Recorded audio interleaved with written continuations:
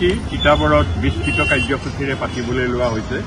সকলোতকৈ ডাঙৰ কথা পুৱা ৰাতিপুৱা 7 বজাত বাগিচা সকলোতে বুলি নকওঁ প্ৰায়সমূহ বাগিচাত আজি তেখেতৰ কালজয়ী গীত মানুহে মানুহৰ বাবে তেখেতসকলৰ কথিত ভাষাত আজি পৰিৱেশন কৰে।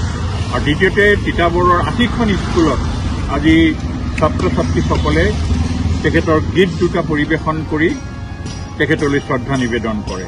আৰু দুপৰীয়া বোকাহোলা খেলপথাৰত শ্ৰদ্ধাঞ্জলি অনুষ্ঠান আৰু তাৰ পিছত এষাৰি নাম প্ৰসংগৰে কৰাৰ পিছত এতিয়া এটা দীঘলীয়া শোভাযাত্ৰাৰ দ্বাৰা মানৱ শৃংখল হৈছে আৰু কিছু কিছু ক্ষেত্ৰত পলম হোৱাৰ বাবে বহু মানুহ হয়তো অংশগ্ৰহণ কৰিবলৈ সক্ষম হোৱা নাই।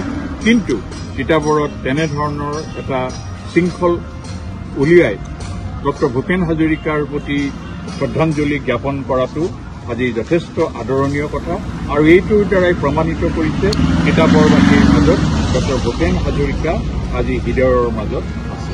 এইটোৱে হৈছে আমাৰ বাৰ্তা।